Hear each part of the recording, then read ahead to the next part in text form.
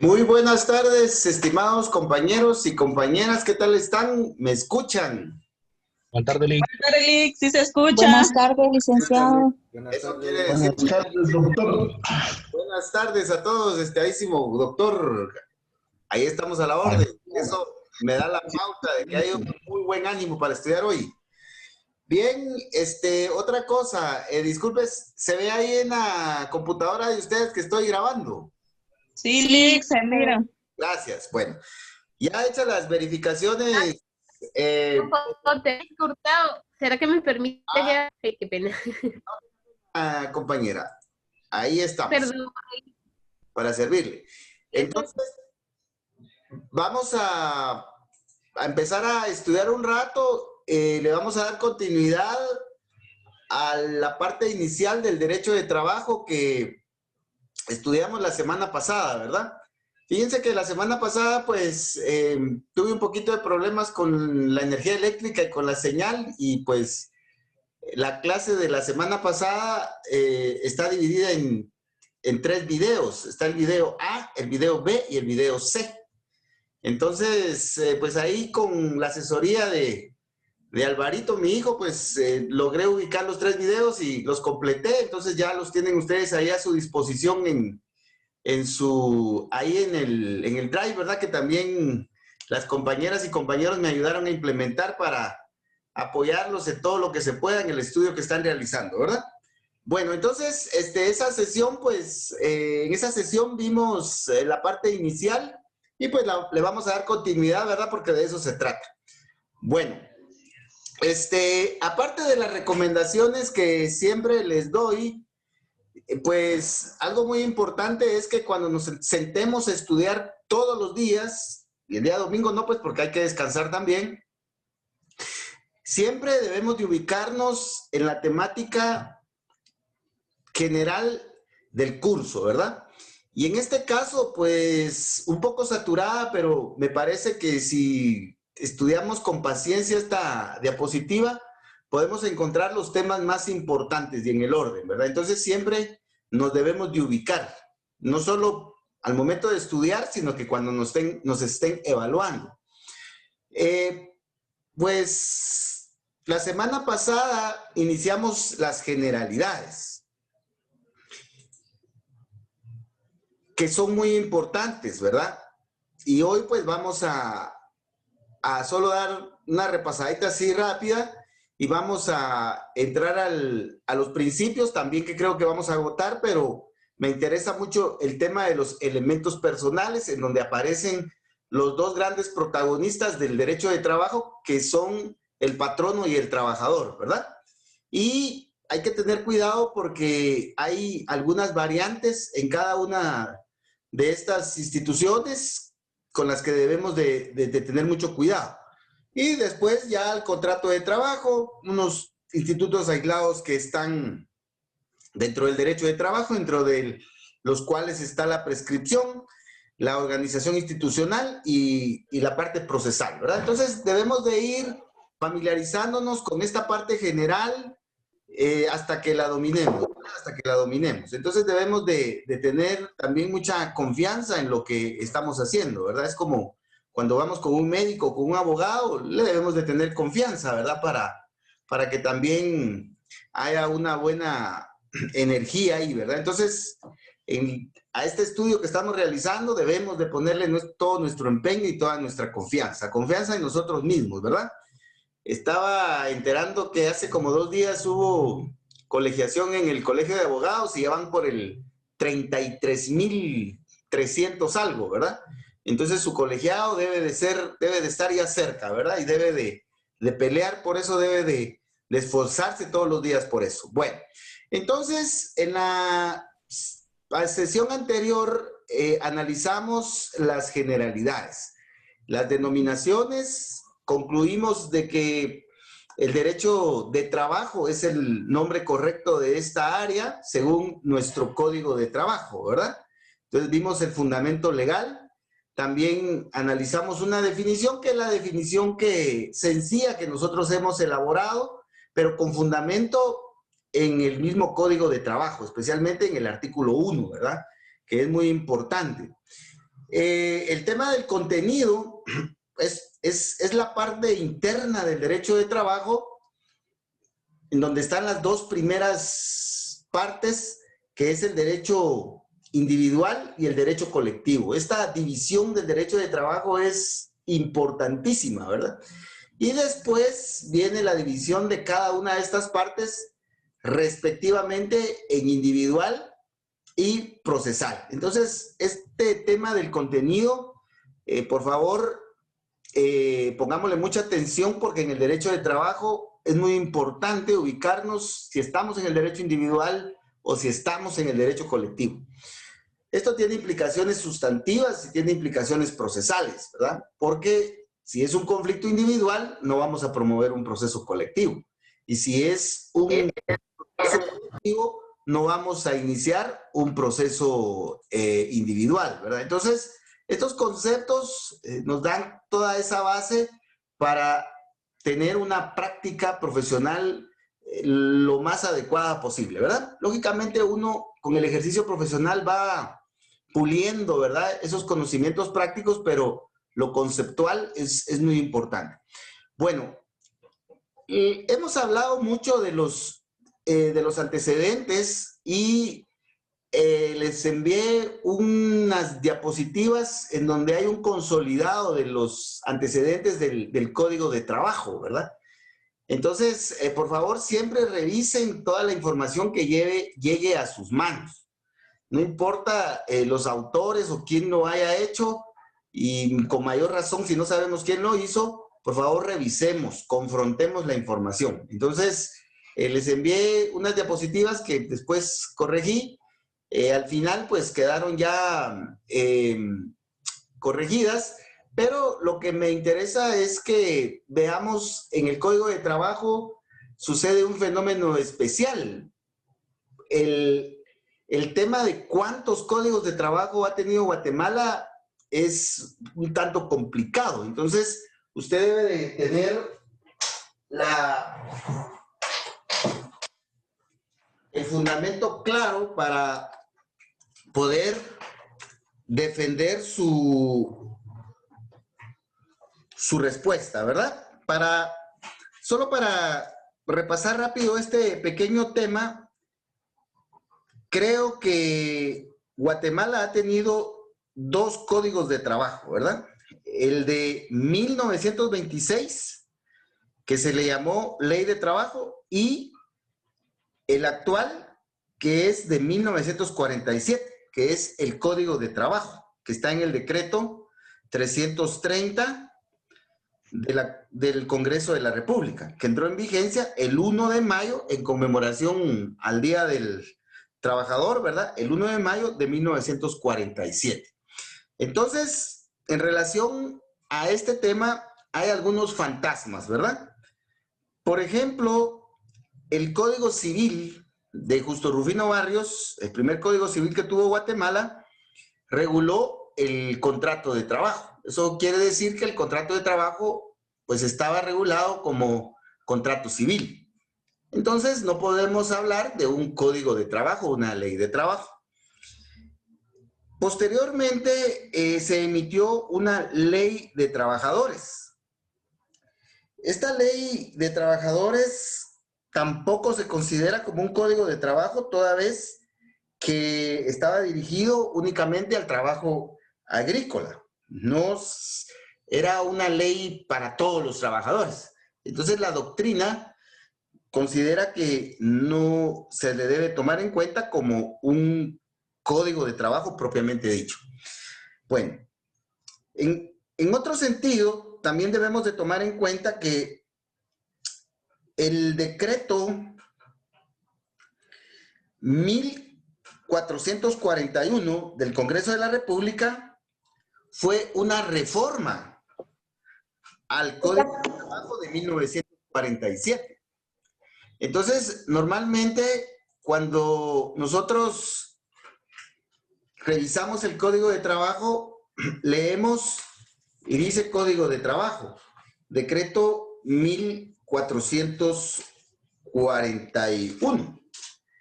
Pero ese decreto 1441 no derogó la totalidad del código anterior, sino que lo reformó. Entonces, sobre la base del Código de Trabajo de 1947, se reformó casi la totalidad, pero no todo, de ese código a través del decreto 1441.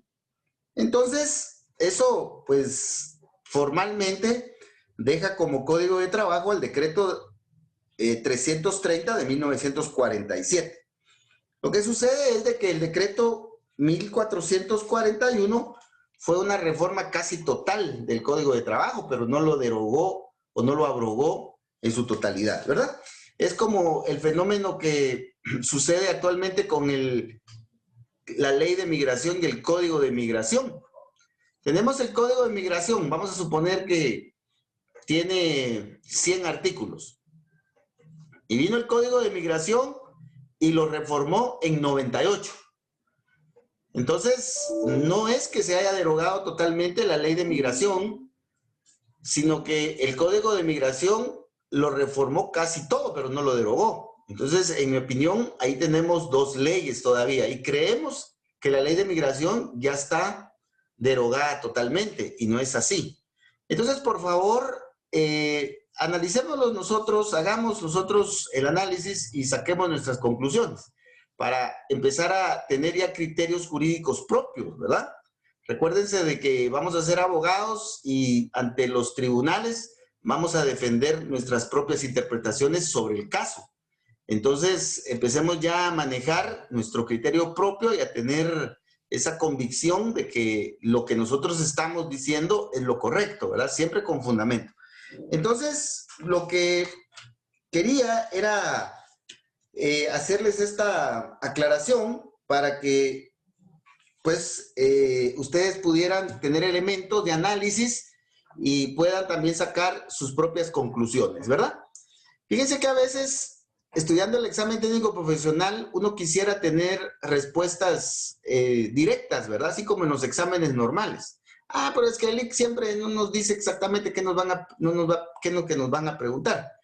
Pero es que el examen técnico profesional no es así. Sí nos van a hacer algunas preguntas directas, ¿verdad? Por ejemplo, ¿cuál es el nombre de la ley de trabajo más importante actualmente en ordinaria? Entonces dice Código de Trabajo. Pues ahí es una pregunta directa, ¿verdad? Pero hay mucha pregunta de opinión, de sustento, de fundamento, de criterio, que es lo que nos va a servir para nuestro ejercicio profesional. Entonces debemos de empezar a acostumbrarnos a dar nuestras propias respuestas y a sustentarlas, ¿verdad? Que eso es muy importante. Bueno, entonces, luego de que hemos visto esto de los antecedentes en las generalidades, pues creo que ya tenemos una buena guía para repasar bastante ahí. Y ahora pues vamos a pasar a los principios, Recuérdense que hablamos de los principios en la parte general y pues ahora vamos a ver que el tema de los principios en el derecho de trabajo lo preguntan mucho los examinadores. Los principios son importantes en todas las áreas del derecho. En el derecho penal, el principio de intervención mínima, de lesividad, de neutralización de la víctima. En el derecho procesal penal, como lo vamos a ver mañana a las 9, si Dios así lo permite. En el derecho administrativo, ayer vimos la administración pública inspirada en los principios de legalidad y juridicidad. Y en el derecho de trabajo también son importantes los principios. Sin embargo, en el derecho de trabajo y en el derecho procesal penal es en donde más preguntan este tema. Por alguna razón le llama más la atención al examinador y entonces eso es lo que debemos de manejar para darle su importancia y estudiarlo con mayor atención, ¿verdad? Este tema. Bueno, los principios en el derecho de trabajo los podemos clasificar en 3 niveles. Tenemos los principios en el derecho internacional, tenemos los principios en la Constitución Política de la República de Guatemala y también tenemos los principios en el Código de Trabajo. Esta creo que puede ser nuestra fuente de los principios en nuestro examen técnico profesional. Lógicamente, si revisamos reglamentos, si revisamos jurisprudencia, si revisamos una serie de fuentes,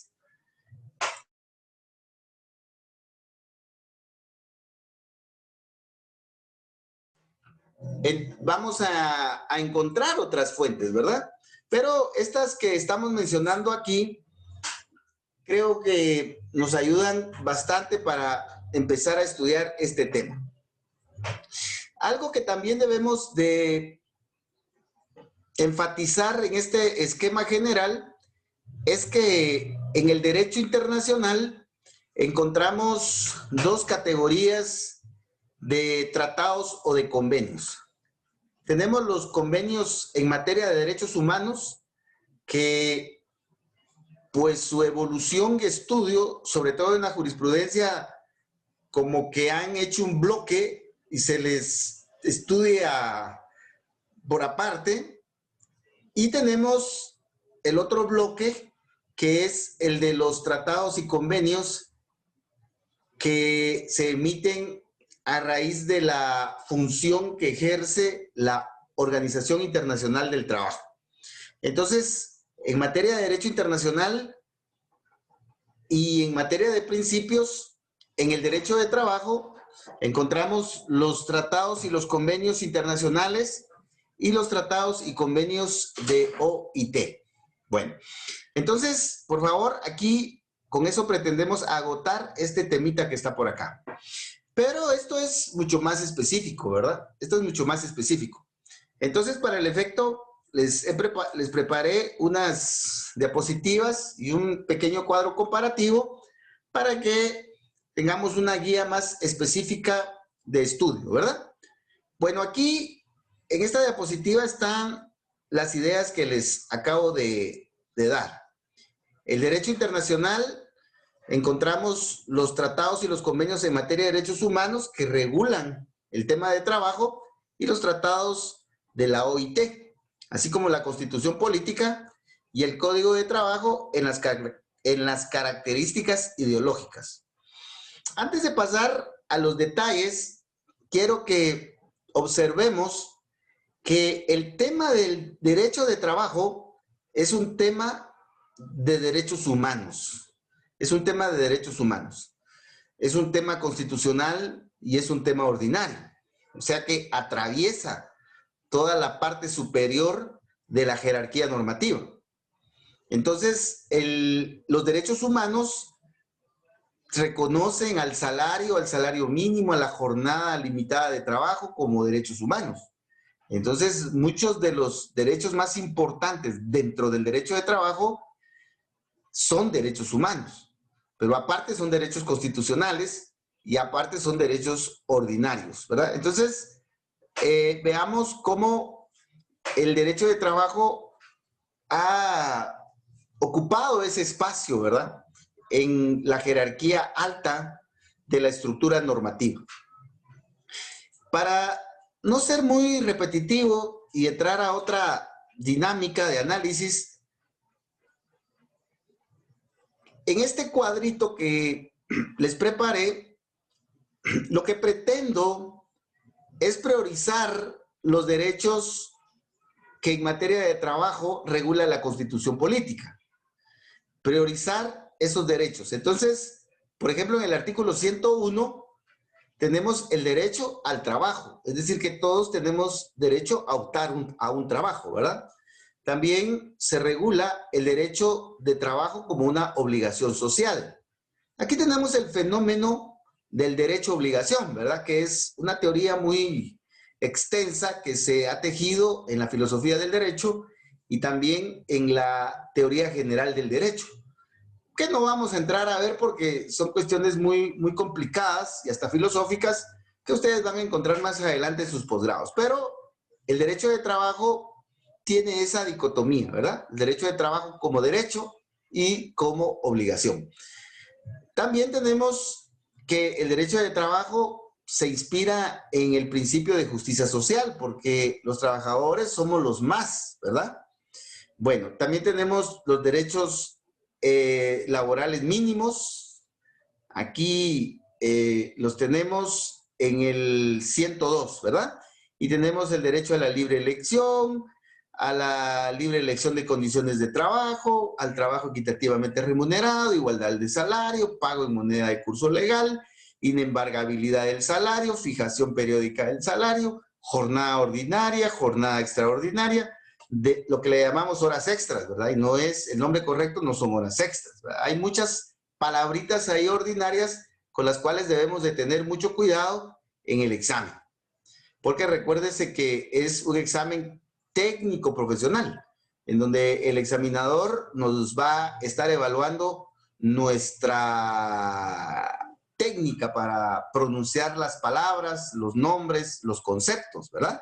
Es como que si quisiéramos entrar a jugar al Cobán Imperial, ¿verdad? El entrenador nos va a estar evaluando cómo recibimos la pelota, cómo pasamos la pelota, cómo bajamos la pelota, si lo hacemos de manera técnica o no, ¿verdad? Entonces, igual acá nuestro vocabulario debe de ser muy técnico. Entonces encontramos lo que comúnmente se conoce como horas extras, pero el nombre correcto es jornada ordinaria de trabajo, el descanso semanal, los asuetos, las vacaciones, el aguinaldo. Solo para una repasadita así rápida, ¿verdad? El tema de menores de edad, los trabajadores con discapacidad, la preferencia que se le debe dar a los guatemaltecos, desarrollo de la empresa para beneficio común, indemnización por despido del trabajador, qué pasa con el fallecimiento del trabajador, derecho de sindicalización. También aparece el tema de la previsión social, aunque pues es un tema diferente, pero vean que aquí se le da un tratamiento como un derecho del trabajador, los daños y perjuicios en caso de juicio, el convenio, los convenios y tratados internacionales, también la protección preferente que el derecho de trabajo tiene respecto a los trabajadores, atención a los factores económicos y sociales, jurisdicción privativa, derecho de huelga y paro, vivienda de los trabajadores, derechos irrenunciables, protección a la negociación colectiva. Tenemos también nulidad de pleno derecho de las normas que sean contrarias a la Constitución, salvo que sean mejores, interpretación a favor del trabajador, es decir, el indubio pro operario, ¿verdad?, que menciona la doctrina, y también el tema de los trabajadores indígenas, ¿verdad? Entonces, mire, pues en este cuadrito lo que pretendo es que prioricemos los principios que también son derechos constitucionales en materia de derecho de trabajo. Esto me parece que es muy importante, que dominemos el artículo 102, el artículo 103, hasta el 106, ¿verdad? Bueno, pero estos derechos los vamos a ir a buscar al Código de Trabajo, por ejemplo. Entonces, el derecho al trabajo lo tenemos en el artículo 23, numeral 1. Perdón. En el Código de Trabajo no lo tenemos tan claro, pero el derecho de trabajo lo tenemos, también tenemos en el Código de Trabajo, lo tenemos en los tratados de derechos humanos y también en los convenios de OIT. Entonces, por ejemplo, el derecho al trabajo lo tenemos en el artículo 23, numeral 1 de la Declaración Universal de Derechos Humanos. Y también lo encontramos en el artículo Romanos 14 de la Declaración Americana de Derechos y Deberes del Hombre. Y hay tratados y convenios específicos de OIT, el convenio 29 y el convenio 105. Y aquí aparecen los nombres de los convenios. Entonces, este esquema sencillo, ¿verdad? Es muy sencillo. Lo que pretende es conocer con precisión cuáles son esos principios que además son derechos del trabajador y algunos pues también son del patrono, y en qué artículos del Código de Trabajo se regulan, en qué tratados de derechos humanos y en qué convenios de OIT, ¿verdad? Entonces, para estudiar esto, pues podríamos extendernos bastante, pero lo que necesito es que prioricemos la Constitución Política y el Código de Trabajo.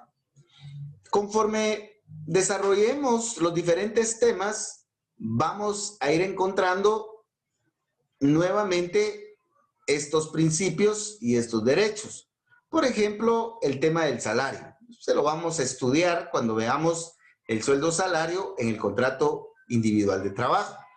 Lo mismo sucede con la jornada de trabajo. Esa la vamos a estudiar con mucho detenimiento cuando estudiemos este tema en el contrato individual. Entonces, lo que necesito es que tengamos un acercamiento de estos principios y estos derechos constitucionales en materia de derechos de trabajo y que veamos que estos principios y estos derechos también están regulados en el Código de Trabajo, en los tratados y convenios en materia de derechos humanos y también tratados y convenios de OIT. Y aquí están referidos cuáles son esos convenios, ¿verdad? Entonces, la obligación, el derecho de trabajo como una obligación social, también lo encontramos en el Romanos 37 de la Declaración Americana de Derechos Humanos, ¿verdad? El principio de justicia social lo encontramos en el Código de Trabajo, en el artículo 17, y también en estos convenios de OIT, el convenio 81, el convenio 107, el convenio 122, el 144, todos estos convenios porque son varios convenios. El derecho de trabajo implica un conjunto de derechos sociales mínimos, Esto es importante porque el Estado le reconoce al trabajador ciertos derechos. Por ejemplo, el derecho a un salario mínimo, el derecho a una jornada limitada de trabajo, dentro de otras cosas. Pero eso es lo mínimo que el Estado le puede reconocer al trabajador. De ese mínimo se le puede reconocer al trabajador todo lo demás, ¿verdad? Entonces, si el trabajador tiene un salario mínimo de 2.900 quetzales, el patrono le puede pagar 3.000, 4.000, 5.000, porque 2.900 pues es el mínimo. De ahí le puede pagar lo que quiera para arriba, ¿verdad? Lo que no puede hacer el patrono es pagarle menos, porque eso sería ilegal y tiene sus efectos correspondientes, ¿verdad? Entonces, el derecho de trabajo es un conjunto de derechos mínimos. Lo mismo sucede con la jornada de trabajo. Todos sabemos que los que trabajamos de manera diurna, es decir, de día, pues debemos de trabajar 8 horas de lunes a viernes y 4 horas el sábado. Pero, por ejemplo, en la ciudad capital, por ejemplo, en zona 9, zona 10, y es una regla bastante general, pues el trabajador en ciudad capital solo trabaja de lunes a viernes. Y el sábado y domingo no trabaja. Pero eso es legal porque el trabajador tiene la obligación de trabajar como mínimo, tiene el derecho mínimo de trabajar 44, vamos a ver, 5 por 8, 40 más 4, 44 horas. Pero de ahí el patrono le puede dar el derecho a que solo trabaje 40, solo 30, eso ya es asunto del patrono, ¿verdad? Entonces, por eso nosotros miramos que en Ciudad Capital, pues los trabajadores trabajan de lunes a viernes. Y por eso las parrandas allá son los viernes en la noche. El sábado no es día de parranda, ¿verdad? Sino que es el viernes. Saliendo del trabajo, ya van con su traje los amigos y se cambian y entonces ya se van de parranda. Así dicen, pues así me han contado, no sé, yo solo para efectos académicos estoy investigando por ahí, ¿verdad? El punto concreto entonces es de que esos derechos son mínimos y los encontramos reflejados en estos ejemplos que les estoy dando, ¿verdad? Eso es lo que debemos de ir viendo con los principios. Los principios no son postulados que ambicionamos y que nunca nos van a beneficiar, no, al contrario. Esto lo utilizamos nosotros constantemente en la relación de trabajo que tenemos con el patrón, ¿verdad? Otro derecho importante es la libre elección de trabajo y a sus condiciones. Es cierto que la persona tiene la obligación social de trabajar, pero eso no quiere decir que va a aceptar condiciones que no le gusten, que no le parezcan o que no le convengan. En ese sentido, tiene derecho a elegir el trabajo que considere y las condiciones, ¿verdad? No nos pueden imponer que trabajemos, no nos pueden imponer que aceptemos determinadas condiciones o que trabajemos de algo que no nos gusta. Entonces, nosotros tenemos esa libre elección, ¿verdad? Y al efecto, pues podemos nosotros ubicar una serie de ejemplos, pero me parece que solo con leer el derecho uno tiene una clara ilustración del contenido. Este principio también lo tenemos en el considerando cuarto del Código de Trabajo, en la literal F, ¿verdad? Cuarto literal F del Código de Trabajo. Lo encontramos en el 23, numeral 1 de la Declaración Universal de Derechos Humanos y en todos estos convenios de OIT, ¿ya?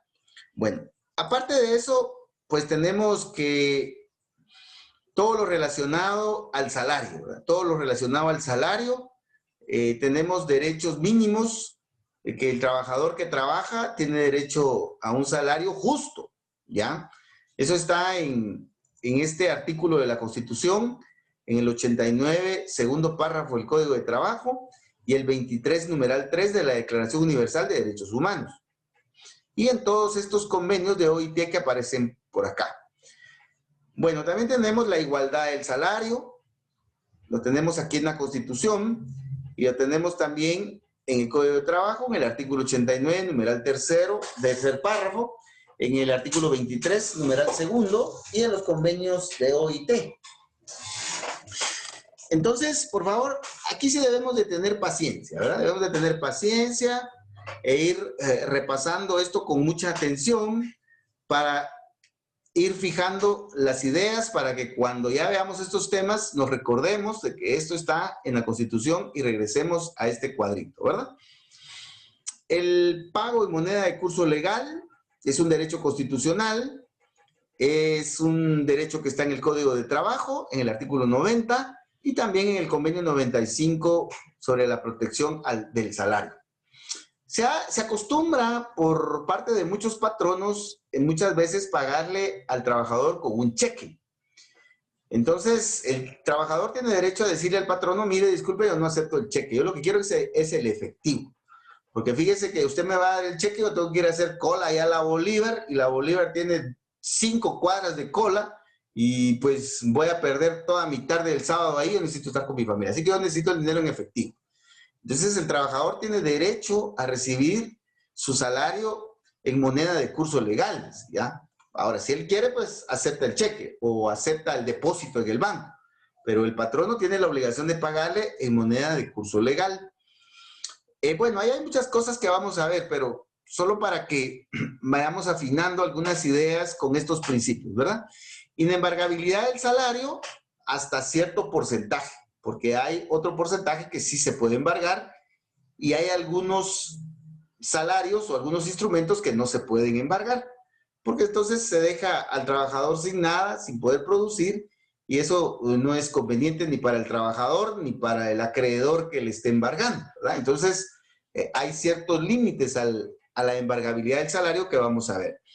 Fijación periódica del salario mínimo. Este tema es bastante recurrente, ya debemos de... Pues ahorita lo que se ha robado la atención de los guatemaltecos, pues es el tema de la pandemia, ¿verdad? Y recientemente, especialmente en la parte norte, pues los 2 famosos huracanes y otros que dicen que vienen por ahí, ¿verdad? Pero Dios dirá, Él sabe. Entonces lo que tenemos que hacer es cuidarnos. Y ahorita el tema del presupuesto, ¿verdad? Que es la bomba que está ahorita en las redes sociales y en los noticieros. Pero por ahí se viene ya trabajando el tema del salario mínimo, ¿verdad? Que el gobierno actual debe de fijar para el 2021. Y normalmente lo hace en la última semana de diciembre, ¿verdad? Y recuérdense que aquí hay 2 fuerzas claramente identificadas que tienen interés en este tema, ¿verdad? El bloque de los trabajadores organizados y el bloque de los empresarios, los patronos organizados, especialmente en el CACIF, ¿verdad? Para no andarnos con rodeos. Y pues cada uno ejerce sus legítimos intereses, ¿verdad? Ahí no nos compliquemos en reconocer que los patronos tienen sus intereses y que los tienen que defender, y que los trabajadores tienen sus intereses y que los tienen que defender. Es una relación dialéctica necesaria en una sociedad democrática y debemos de ser pensantes y racionales en que eso es lógico, pues es parte de nuestra vida. En ese sentido, pues el gobierno va a tener que tener cuidado con este tema porque pues hay muchos temas que ya le están quemando las manos, ¿verdad? Socialmente hablando. Ahora veamos, por favor, vamos a ver mucho lo que es el salario mínimo y veamos de que hay fundamento internacional en este tema. En el tema de la jornada de trabajo, y es también otro tema que se puso muy de moda hace algún tiempo con la jornada a tiempo parcial, ¿verdad? Y hay unas inconstitucionalidades y unos amparos planteados que todavía no han definido este tema. Pero debemos nosotros partir de lo que ya existía y de lo que sigue existiendo, ¿verdad? Una jornada ordinaria y una jornada extraordinaria. Y la jornada ordinaria, la diurna, la nocturna y mixta. ¿Cuál es el error que se comete aquí? El error que se comete es que se le pregunta al estudiante, dígame cuál es la jornada de trabajo. Y el estudiante dice, diurna, nocturna y mixta. Eso es incorrecto, porque la jornada de trabajo es ordinaria y extraordinaria. La jornada ordinaria, ahí sí, diurna, nocturna y mixta. Entonces, por favor, tengamos cuidado con esto y esto lo vamos a ir viendo en el tema específico, pero veamos que este tema de la jornada también está en tratados y convenios internacionales, en el mismo Código de Trabajo, ¿verdad? Por otro lado, tenemos el descanso semanal, los asuetos y las vacaciones, ¿verdad?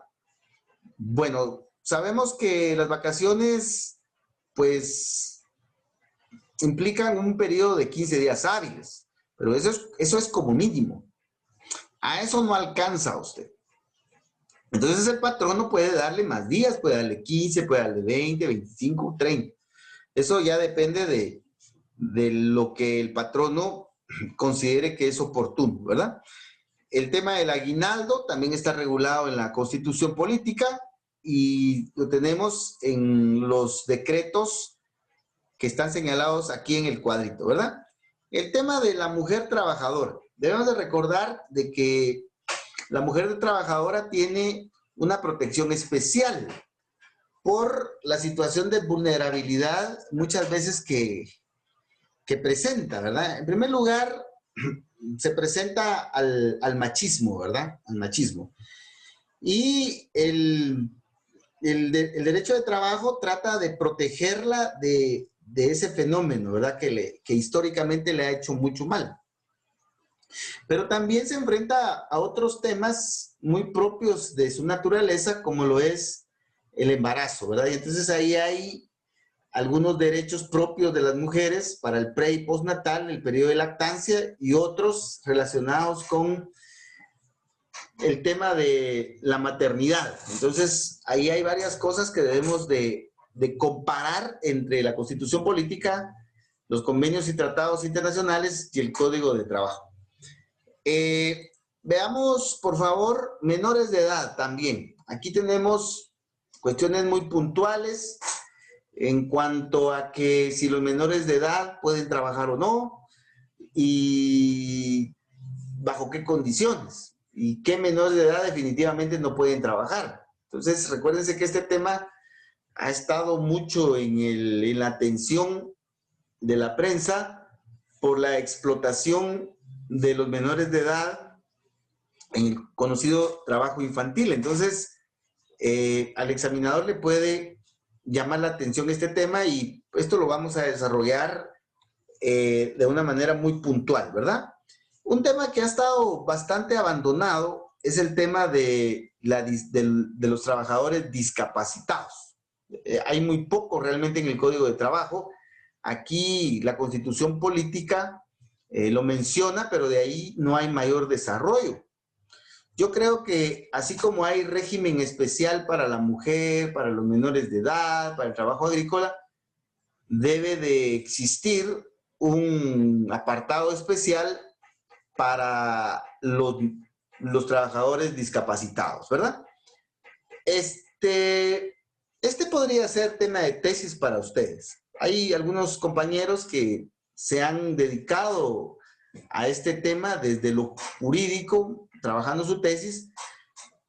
Habría que ver hasta dónde han abarcado, porque este tema me parece que está muy poco explorado y ahí usted puede encontrar mucho material para poder plantear temas de tesis, ¿verdad? Habría que averiguar, por ejemplo, en Costa Rica, en Colombia, en México, en España, en Chile, cómo está regulado este tema para que usted pueda tener ideas y plantear propuestas para Guatemala atendiendo a ese derecho comparado, ¿verdad? Entonces, aproveche su estudio porque, pues, le puede servir para varias cosas, no solo para estudiar el examen técnico profesional, prepararse para el inicio de su carrera, sino que además para ir trabajando ya su tema de tesis, ¿verdad? De manera paralela. Bueno, preferencia de los guatemaltecos. Discúlpenme que a veces me salga el vocabulario sancarlista, me aflora, ¿verdad?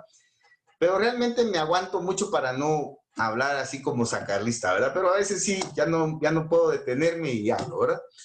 En este tema tenemos el derecho constitucional de la preferencia de los guatemaltecos. Miren, pues, si ni para los guatemaltecos hay chance, ¿cómo va a haber chance para los extranjeros, verdad? O sea, es muy, muy lógica y práctica esa regla, ¿verdad? Entonces, este principio de la Constitución obliga a los patronos que deben de preferir a los chapines en Chapinlandia para sus trabajadores, que darle oportunidad a los extranjeros, ¿verdad? Entonces, eso es algo lógico, ¿verdad?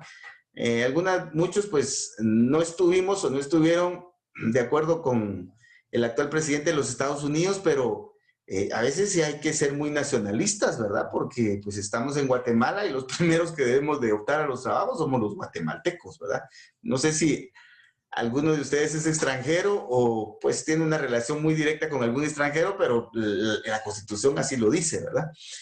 Lógicamente, en el Código de Trabajo vamos a ver que hay un margen, hay un 10% que el patrono puede contratar como trabajadores extranjeros. Por ejemplo, el patrono tiene 100 trabajadores en su empresa. 90 deben de ser chapines. Y tiene un margen del 10%, es decir, de 10 trabajadores que sean extranjeros. Esa es el porcentaje que le da o le permite el Código de Trabajo. Bueno, resulta que el patrono necesita un 5% más de trabajadores extranjeros. Entonces, lo puede hacer, pero antes debe contar con la autorización del Ministerio de Trabajo y Previsión Social. Debe de pedir autorización por medio de un procedimiento administrativo, justificar, y si pues tiene razón y es necesario, pues el Ministerio de Trabajo y Previsión Social le da la autorización para que contrate a 15 trabajadores extranjeros, ¿verdad? Entonces veamos, este tema tiene muchos detalles y lo vamos a ver ahí en el Código de Trabajo cuando ya lo empecemos a desarrollar más, ¿verdad? Desarrollo de la empresa para beneficio común. Este principio es poco conocido, pero sí está desarrollado en estos convenios, ¿verdad? Convenio 88, en el 114 de OIT, ¿verdad? Veamos en la literal O, indemnización por despido del trabajador. Este tema es fundamental, este tema es muy afín a la literal S de Sontay, la S de Superman. Debemos de recordar que cuando el trabajador es despedido de forma directa o bien de forma indirecta, puede ser que el juez le dé la razón y le ordene al patrono de que le pague una indemnización. Entonces, ese derecho está reconocido en la Constitución, pero también en el Código de Trabajo. Entonces ahí hay que hacer un análisis comparativo para establecer si el Código de Trabajo es mejor para el trabajador en este tema o la Constitución. Y la ley que sea o que favorezca más al trabajador es la que debe prevalecer, dice la Constitución, sobre ella misma, con tal de favorecer al trabajador, ¿verdad? Vean qué buena es nuestra Constitución, ¿verdad? La Constitución dice, yo soy la que manda, dice nuestra Constitución. Ah, pero si hay una ley inferior que favorezca más al trabajador, entonces que mande ella, ¿verdad? Entonces, imagínense la Constitución renunciando a su jerarquía, ¿verdad? También tenemos el tema del fallecimiento del trabajador. ¿Qué derechos tienen los familiares o los herederos del trabajador si el trabajador fallece? Pero ¿fallece cómo? ¿Fallece trabajando? ¿O fallece porque estaba jugando fútbol el domingo y pues tuvo un accidente, o de repente tuvo un accidente en otro lado, en una parranda? O sea, ¿por qué fue que falleció el trabajador? Entonces, ahí hay que ver que hay varios supuestos que también tienen sus respectivos efectos y obligaciones respecto del patrono, que pues debe de indemnizar, pero hay variantes. En la Constitución aparecen algunos supuestos generales, pero debemos de comparar esos supuestos con el Código de Trabajo. El trabajador tiene derecho a asociarse. El derecho de asociación es un derecho que gobierna todo. El derecho de asociación es un principio, es un derecho que gobierna todas las áreas del derecho, ¿verdad? Y aquí en el derecho de trabajo también, en el sentido de que el trabajador tiene derecho a asociarse, a formar sindicatos y a formar comités ad hoc, ¿verdad? Entonces, es un derecho constitucional, es un derecho humano y es un derecho que proviene de los tratados y convenios internacionales, ¿verdad? Aquí hay bastante, porque está del artículo 206 al 256 del Código de Trabajo, del 23, numeral 4 de la Declaración Universal de Derechos Humanos, el Romanos 22 de la Declaración Americana de Derechos y Deberes del Hombre, el artículo 16, numeral 1 de Declaración Americana sobre Derechos del Hombre, el artículo 22, numeral 1 del Pacto Internacional de Derechos Civiles y Políticos, y también tenemos el artículo 8, numeral 1, literales A, B y C, del Pacto Internacional de Derechos Económicos, Sociales y Culturales. Y además todos estos pactos o convenios de la OIT, ¿verdad? O sea, de que hay mucho fundamento para reconocer el derecho del trabajador a asociarse en sindicatos, ¿verdad? El trabajador tiene derecho a previsión social. Tenemos muchos artículos y convenios que fundamentan este derecho del trabajador. El artículo 414 del Código de Trabajo, el 100 de la Constitución Política, la Ley Orgánica del Instituto Guatemalteco de Seguridad Social, el artículo 22 de la Declaración Universal de Derechos Humanos. Hay otro instrumento en materia de derechos humanos y todos estos convenios de OIT. Daños y perjuicios cuando hay juicio, cuando el trabajador se ve en la necesidad de demandar al patrono ante el juez para que le pague la indemnización. Entonces, el trabajador adquiere un derecho adicional. Debemos de comparar en esta materia quién favorece más al trabajador, si la Constitución Política o el Código de Trabajo. Y la que favorezca más al trabajador, esa es la que debe de prevalecer, ¿verdad? Convenios y tratados internacionales. La misma Constitución reconoce que en materia de trabajo los tratados y los convenios internacionales son ley en Guatemala, ¿verdad? Y más si favorecen al trabajador. Entonces, es un reconocimiento del derecho internacional muy específico que se hace en materia de trabajo en esta literal T. El 103 entra ya al plano procesal, en el sentido de que debemos de considerar que el derecho de trabajo regula los procesos para que los patronos y los trabajadores resuelvan sus conflictos, ya sea individuales o colectivos. Pero, adicionalmente, tanto la Constitución como el mismo Código de Trabajo dice que entre más se concilien los intereses de patronos y trabajadores al surgir un conflicto, pues más se debe favorecer a esa forma de arreglo. Entonces, el derecho de trabajo es altamente conciliatorio. Pero ¿hasta dónde es conciliatorio?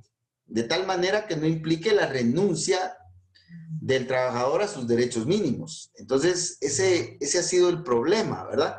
Por ejemplo, el trabajador dice, bueno, yo tengo derecho a que me pague mi tiempo y todas mis prestaciones, tengo derecho a 100,000 quetzales, pero viene el patrono y le ofrece 5,000. Y el trabajador lo acepta. Entonces, ¿será que el trabajador está conciliando conforme a la inspiración del derecho de trabajo o realmente está renunciando a sus derechos mínimos? Entonces, esa es una situación difícil, ¿verdad? Que me parece que va a depender de cada caso. Y usted como abogado del trabajador o abogado del patrono, o como juez, pues debe también de tener un criterio muy sólido, ¿verdad? Y todo esto es de aplicarlo, ¿verdad? A los casos que nos van a llegar, a nuestros despachos, a nuestras oficinas, a nuestros bufetes, a nuestras judicaturas, porque usted va a ser juez, va a ser magistrado, ¿verdad? Va a ser magistrado de la Suprema. Pues yo voy a estar muy viejito, pues me lleva ahí de su letrado, no tenga pena, estoy a estar a la orden. Entonces, ya ni se va a recordar de mí. Uy, ese viejito que viene ahí, ¿quién es? Por favor, díganle que no tengo tiempo. Bueno, primero Dios, ¿verdad? Usted tiene que llegar a esas altas esferas jurídicas. Entonces, el derecho de trabajo, desde la Constitución, dice que debe de ser conciliatorio. No debe de fomentar que el patrono y el trabajador se estén peleando, ¿verdad? Porque eso no favorece a la empresa, ¿verdad? Recuérdese que la empresa es la gallinita de los huevos de oro, que le da de sus frutos al patrono y también al trabajador. Entonces, en la medida que ellos estén va a pelear, pues seguramente la gallina no va a poner huevos de oro y entonces los dos van a salir afectados, ¿verdad? Bueno, veamos por favor que el derecho de trabajo es tutelar. ¿Tutelar de quién? Bueno, aquí quiero aprovechar para que veamos que el derecho debe de proteger a todos, ¿verdad? A todos, imponiéndole obligaciones y derechos a todos. No debe de tener preferencias, pero esta regla tiene su excepción. ¿Por qué? Porque hay algunos casos o en algunas áreas en donde el Estado, a través del derecho, ¿verdad?, protege a ciertos grupos, a ciertos grupos. Por ejemplo, en el derecho de familia, a la parte más débil, dice el derecho de familia. ¿Y quién es la parte más débil? Pues los hijos menores de edad y la señora. Ah, o sea que la parte mala ahí es el marido, pues de plano, ¿verdad? Porque si la parte débil son los hijos menores de edad y la señora, quiere decir que el otro es el chamuquito. Pues seguramente, ¿verdad? Por el tema del machismo, de la fuerza y todo ese tipo de cuestiones que ya sabemos, ¿verdad? Pero en el derecho de familia opera esa tutelaridad. Lo mismo sucede en el derecho de la niñez y la adolescencia, que vamos a ver en derecho penal. Ahí se protege mucho a los menores de edad, niños, niñas y adolescentes. Y así vamos a encontrar muchos derechos que son tutelares. Uno de los derechos que tradicionalmente ha sido tutelar, que nació tutelar, es tutelar y seguirá siendo tutelar, es el derecho de trabajo. ¿Tutelar de quién? Del trabajador. Pero miren, por favor, no sobredimensionemos la tutela del Estado respecto del trabajador. El trabajador no puede pensar de que como el Estado lo tutela, puede llegar tarde, puede hacer su voluntad sin hacerle caso al patrono, puede llevarse las cosas de la empresa. O sea, esa no es la tutelaridad. La tutelaridad del Estado hacia el trabajador por medio del derecho de trabajo está muy puntualmente regulada. Para poner algunos ejemplos, Si el trabajador es despedido directamente, dice el artículo 78 y el 82 del Código de Trabajo, el que tiene la carga de la prueba es el patrón, no el trabajador.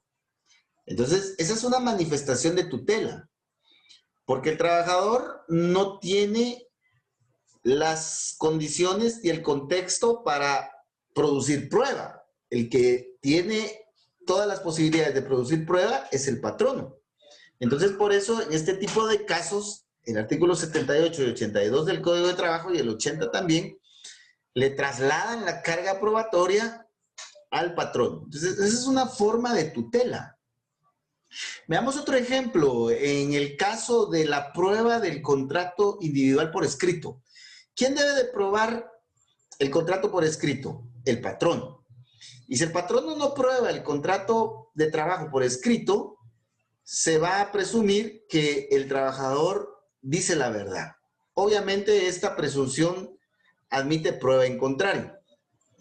Es juris tantum, ¿verdad? Pero veamos cómo el Estado, a través del derecho de trabajo, le traslada la obligación al patrono para que pruebe con el contrato escrito los extremos del contrato individual. Y en caso de que el patrono no presente el documento, entonces se le va a creer al trabajador. Esas son las formas de tutela, la limitación a la jornada de trabajo, un salario mínimo, etcétera. ¿Ya? Esas son las manifestaciones de tutela. Pero no es tutela el hecho que el trabajador llegue tarde, no llegue a trabajar, o llegue con sus traguitos, o que sea un abusivo, que no haga caso. O sea, ahí el Estado no lo va a tutelar, porque el trabajador también tiene obligaciones que debe de cumplir respecto del patrón, ¿verdad? Entonces, por favor, hay que dimensionar bien esta tutela que el Estado debe al trabajador, ¿verdad? Bueno, vamos a ir finalizando con este tema de los principios, viendo aquí que en el artículo 103 aparece que el derecho de trabajo y el Estado debe de atender a todos los factores económicos y sociales. El trabajador quisiera tener un salario mínimo de 10,000 quetzales. Yo, si fuera trabajador, yo quisiera, si yo fuera presidente, yo fijara el salario mínimo en 10,000 mensuales. Pero no es fácil, porque debemos de pensar en la otra parte interesada, que es el patrono, ver si la empresa realmente produce esos 10,000 quetzales para darle a cada trabajador, ¿verdad? Entonces, el derecho de trabajo debe de atender a todo, ¿verdad? A la canasta básica, a las condiciones de la economía, ahorita con el tema de la pandemia, de los huracanes. O sea, el derecho de trabajo debe de considerar el contexto social no solo del trabajador, sino que también del patrón, ¿verdad? También tenemos de que el derecho de trabajo, esto lo vamos a ver en procesal, resuelve los conflictos que surgen entre patronos y trabajadores en jurisdicción privativa. Este es un tecnicismo que a mí no me parece tan relevante, pero de repente al examinador le parece relevante, en el sentido que las dos jurisdicciones que se han conocido tradicionalmente, pues son las jurisdicciones penal y civil. Esa es la jurisdicción ordinaria, ¿verdad? Y fuera de esas jurisdicciones se han creado y se han reconocido otras, como la jurisdicción en materia de familia, en materia constitucional, en materia de la niñez y de la adolescencia, etcétera. Y ahí está la de trabajo.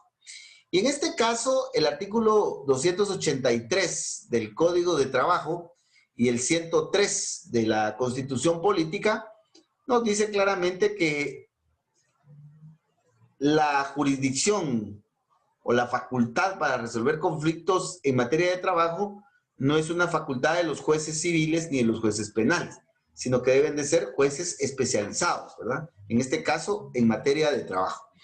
Derecho a la huelga y al paro. Bueno, nosotros nos relacionamos más con la huelga porque es el trabajador el que más ha utilizado este instituto para pelear por sus derechos comunes, ¿verdad? Entonces, el trabajador tiene derecho a la huelga y el patrono tiene derecho al paro, aunque pues el paro está más teórico porque el patrono nunca ha ejercido este derecho, ¿verdad? Entonces, el derecho a la huelga está regulado no solo en la Constitución, sino que también en el Código de Trabajo, en los tratados internacionales de derechos humanos, artículo 8, numeral 1, literal D, del Pacto Internacional de Derechos Económicos, Sociales y Culturales, y en estos convenios de OIT, ¿verdad? Bueno, el del trabajador, en algunos casos, especialmente el trabajador agrícola, tiene derecho a la vivienda. Y eso lo encontramos en el artículo 61, literales L de Loma y M de Bono. 106. Los derechos de los trabajadores son irrenunciables, dice, porque son mínimos. Entonces el trabajador no puede renunciar a esos derechos. Eso también lo encontramos regulado en el considerando cuarto, literal B, del Código de Trabajo. El derecho de trabajo debe de proteger la negociación colectiva. Cuando el trabajador se asocia en un sindicato o en un comité ad hoc y plantea un conflicto colectivo, el Estado, a través del derecho de trabajo, debe de velar porque esa negociación se haga con justicia, ¿verdad? Que no haya ventaja del patrono ni ventaja de los trabajadores, sino que haya igualdad de oportunidades.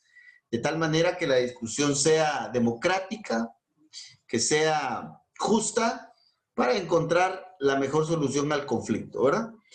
También esta disposición es muy importante porque en este artículo 106 la Constitución dice de que todo lo que se oponga a la Constitución es nulo de pleno derecho, excepto que sea más favorable al trabajador.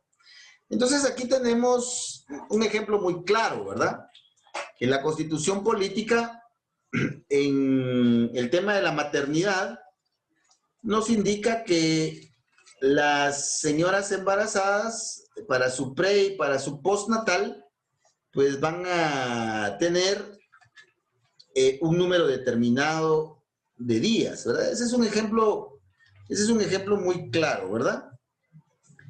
La Constitución Política de la República de Guatemala, en el artículo 102, literal K, menciona que la señora va a tener algunos días de descanso, ¿verdad? Son 76 por ahí. Ahorita no tengo mi Constitución aquí a la mano, pero son 70 y algo. Ahí véalo, por favor, en la Constitución. Son 70 y algo. Pero el artículo 152 del Código de Trabajo dice que la señora pues debe de tener 84 días. 84.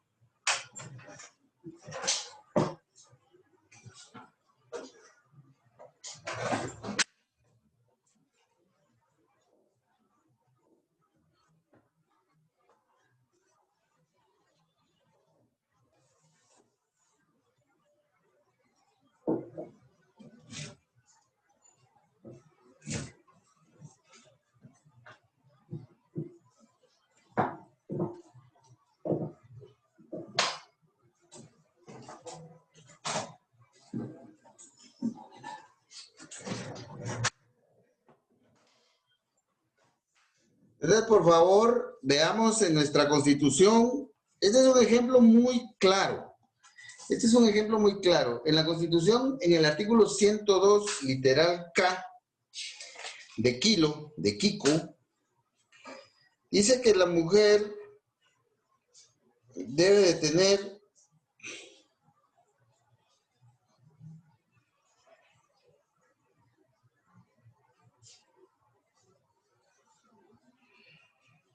la madre trabajadora gozará de un descanso forzoso retribuido con el 100% de su salario durante los 30 días antes del parto y los 45 días siguientes. O sea que, según la Constitución, la mujer embarazada tiene derecho a 30 días antes, más 45 serían 75 días.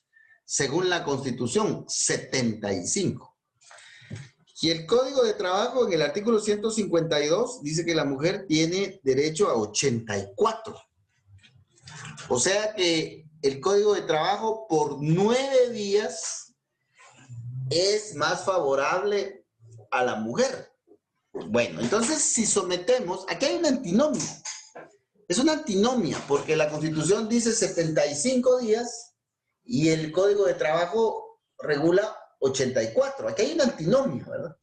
Y es una antinomia de jerarquía porque hay una contradicción. Y aplicando esta regla constitucional normal en donde la Constitución debe de prevalecer, pues entonces la mujer tendría 75 días de descanso pre y postnatal. Pero este artículo 106 dice que si el Código de Trabajo, un reglamento, un contrato o cualquier otra disposición es mejor para la mujer trabajadora o para el trabajador que la misma Constitución, entonces debe de prevalecer esa otra ley sobre la Constitución. Entonces, aplicando ya la excepción a la jerarquía y a la supremacía de la Constitución, entonces tenemos que debe de prevalecer el Código de Trabajo como una excepción a la regla de la supremacía de la Constitución. Entonces, este principio gobierna todo el derecho de trabajo y ha sido respetado mucho, especialmente en los tribunales, ¿verdad? No importa la jerarquía de la norma. Si es más favorable al trabajador, esa se debe de aplicar, ¿verdad? Ese principio, el trabajador lo logró, lo conquistó y gobierna todo el derecho de trabajo. También el artículo 106 nos dice que la interpretación de las leyes de trabajo siempre deben de hacerse en favor del trabajador. Es decir, a favor del trabajador en el sentido de hacer una interpretación lo más extensa posible buscando la máxima protección al trabajador. Y también lo tenemos en el artículo 17. Hay un tema que no está muy desarrollado en la Constitución ni en el Código de Trabajo, que es el trabajo de las personas indígenas. Pero es algo que se debe desarrollar todavía y pues este sería un excelente tema de tesis, especialmente en esta área, ¿verdad? Y el Código de Trabajo poco lo toca, casi no lo toca, pero hay muchos convenios de OIT y en materia de derechos humanos que se refieren a pueblos indígenas. Entonces, por ahí ustedes pueden también encontrar un tema de tesis para su licenciatura. Y si les interesa seguir investigando, que sería lo bueno, pues ya darle seguimiento a nivel de maestría, a nivel doctoral y postdoctoral. Hay un derecho que me llama mucho la atención, que está en los tratados y los convenios en materia de derechos humanos, que se refiere al seguro por el trabajo y derecho a ser promovido por méritos a cargo superior. En Guatemala nos quejamos mucho del desempleo, ¿verdad? Y pues ese es problema del trabajador. Si no tiene trabajo, pues que mire qué hace, ¿verdad? Disculpen que hable así tan cruelmente, pero esa es nuestra realidad. Si el guatemalteco no tiene trabajo, pues problema de él, ¿verdad? Ahora pues están promoviendo algunas ferias de empleo, pues en algo, por lo menos se hace la lucha, ¿verdad? Pero en lo demás, hay que mirar el trabajador cómo le hace y cómo consigue dinero.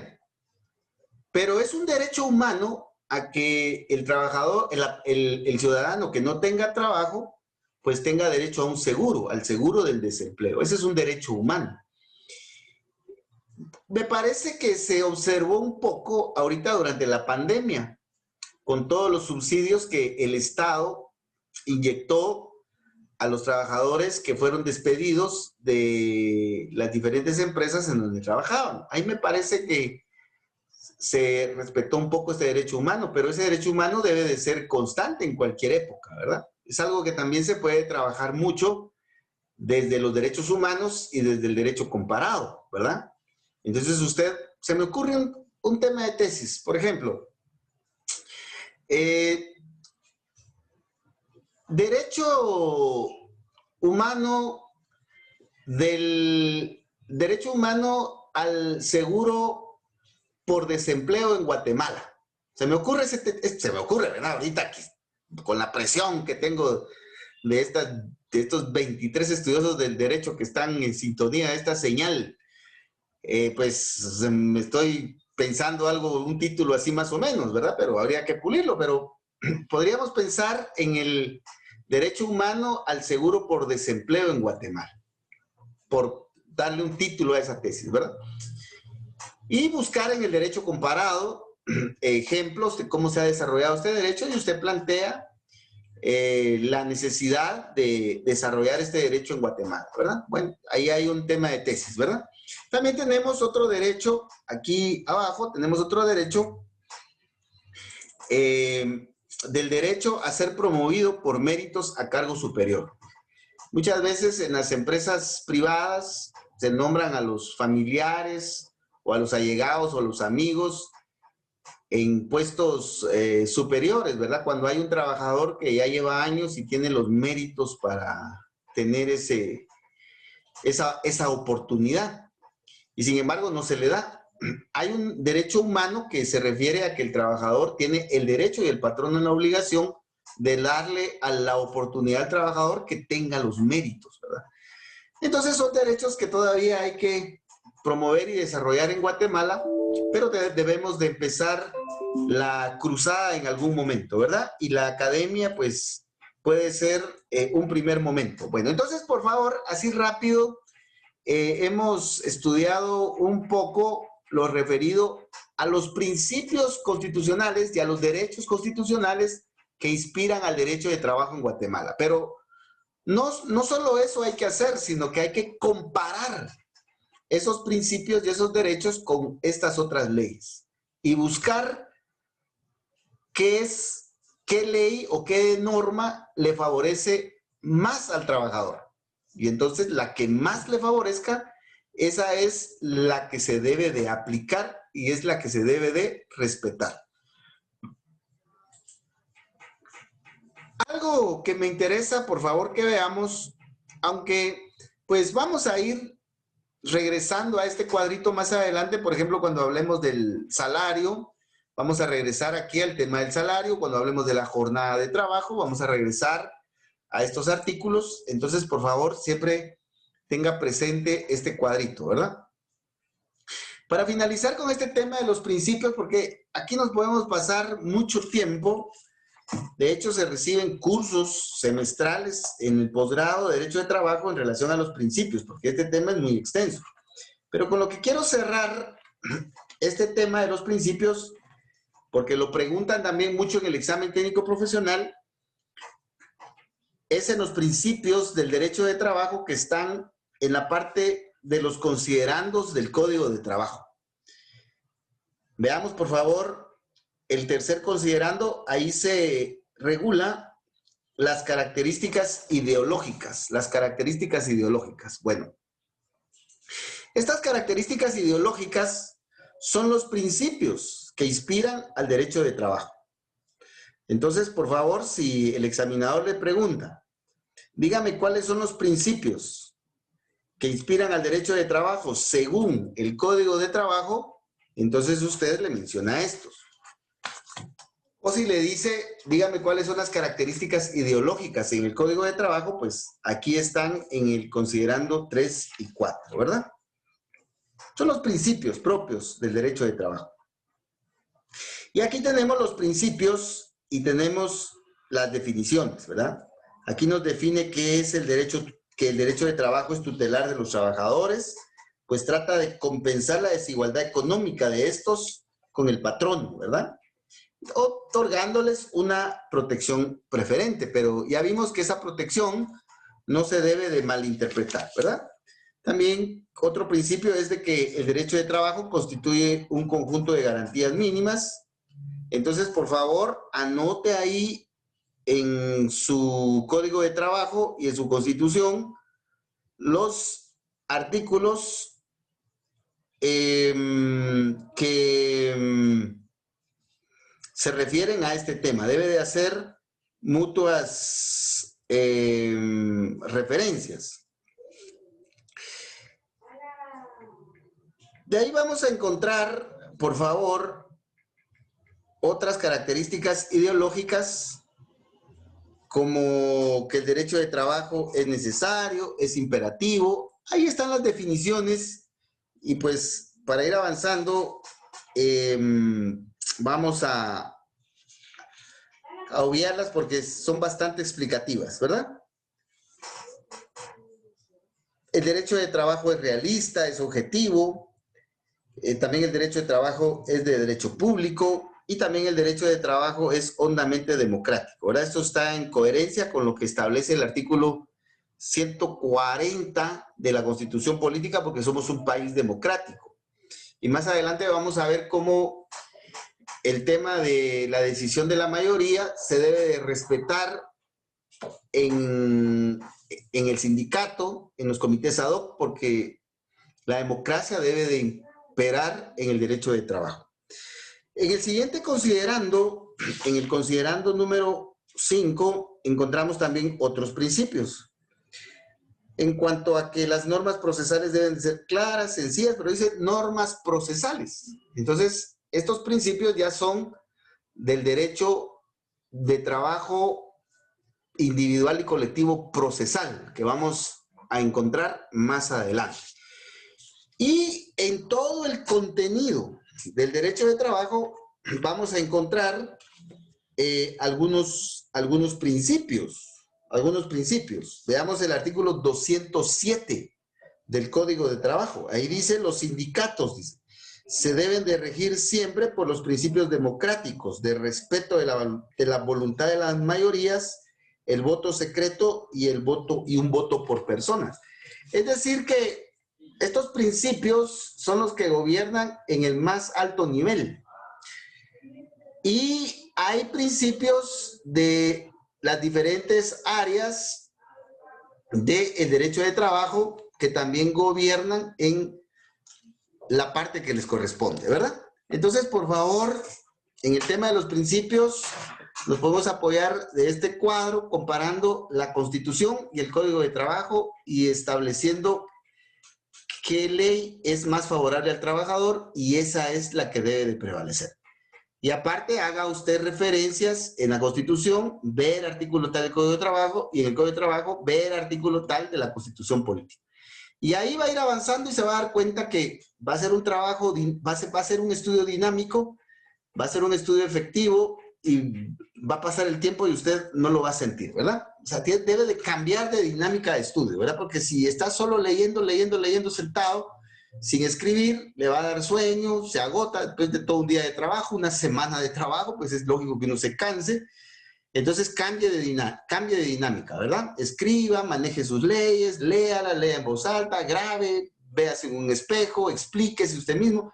Todo ese tipo de dinámicas le van a ayudar a mantenerse constante en el estudio, ¿verdad? Bueno, entonces, eso es en cuanto a los principios. Si hay alguna duda, pues la pueden plantear. Vamos a seguir avanzando en esta media hora que nos queda.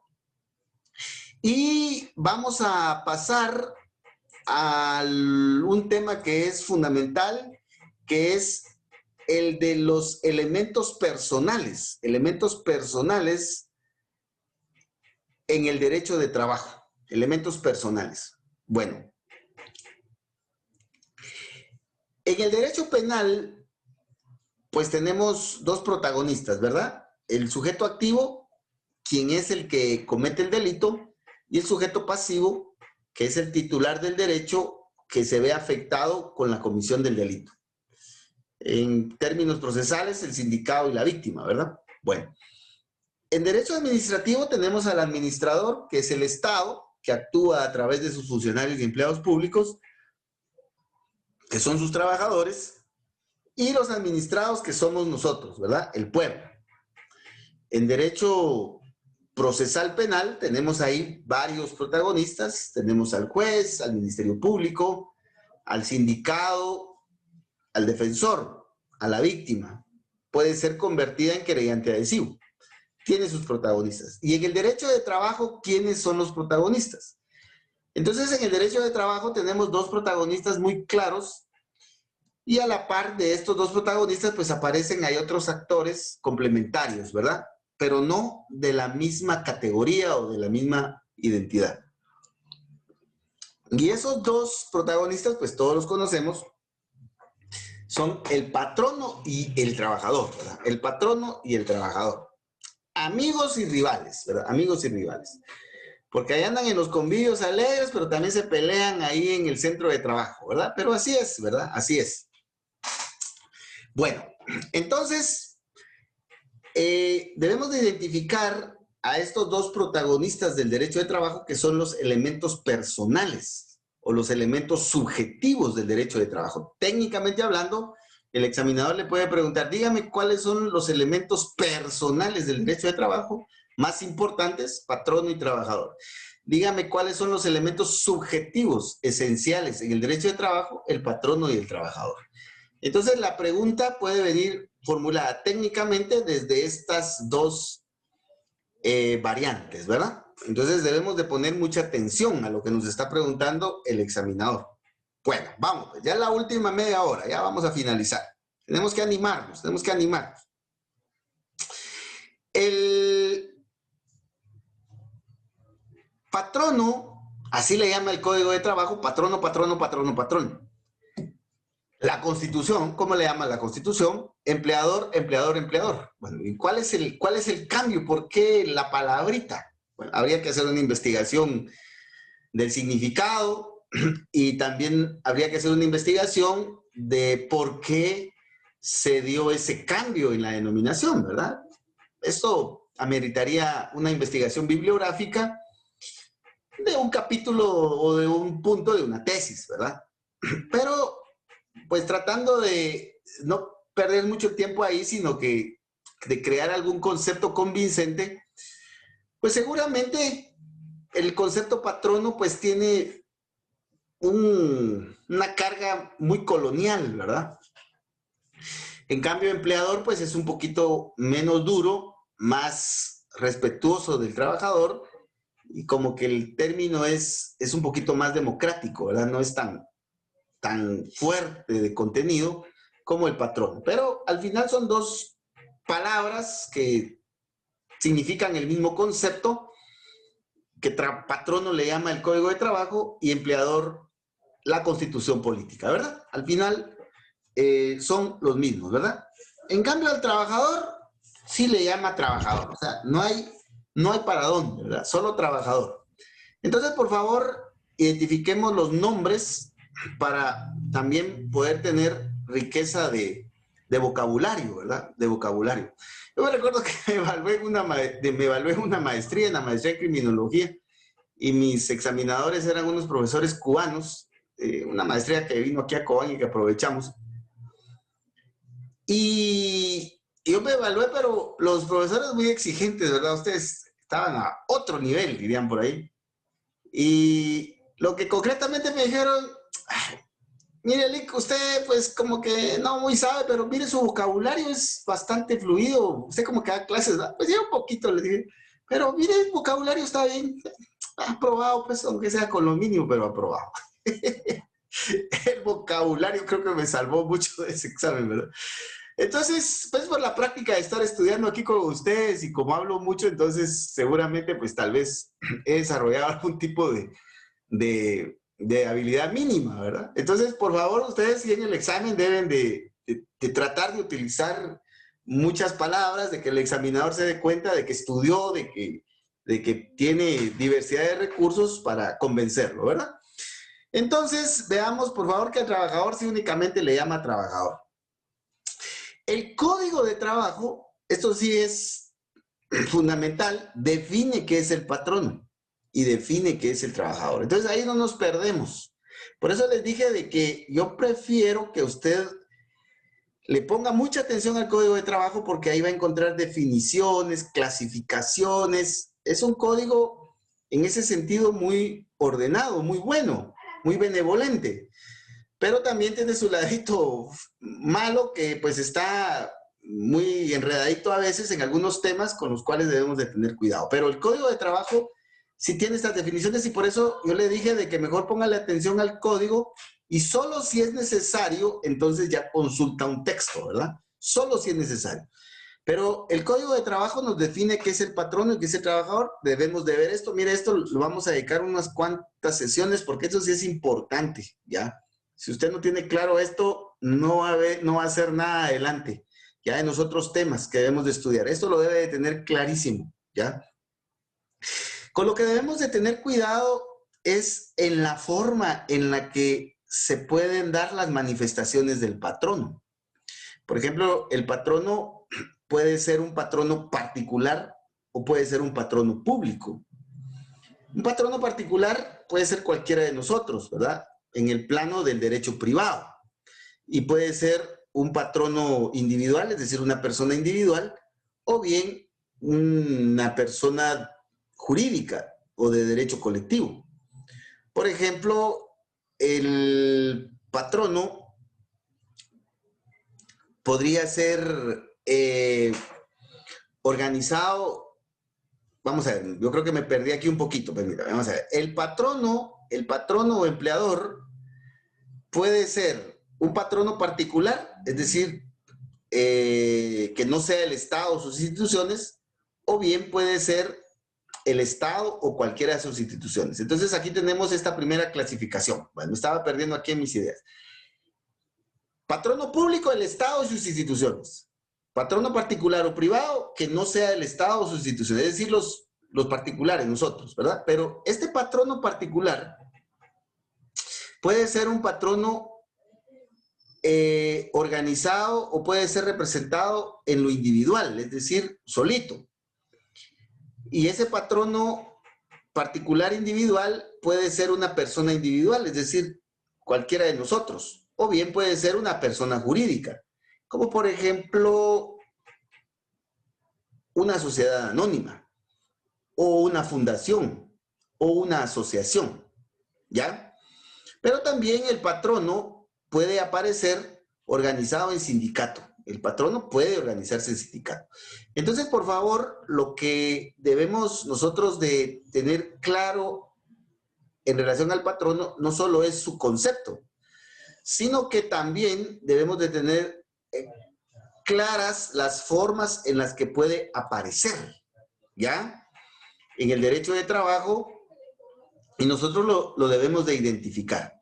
Pero también otra dificultad está en que no debemos de confundir al patrono con el representante del patrono y con el intermediario. O sea que aquí con el patrono hay tres problemas. Primeramente es conceptualizar adecuadamente quién es el patrono, cómo se diversifica o cómo puede aparecer en el derecho de trabajo para poder identificarlo y no confundirlo, el tercer problema, con el representante del patrono y el intermediario.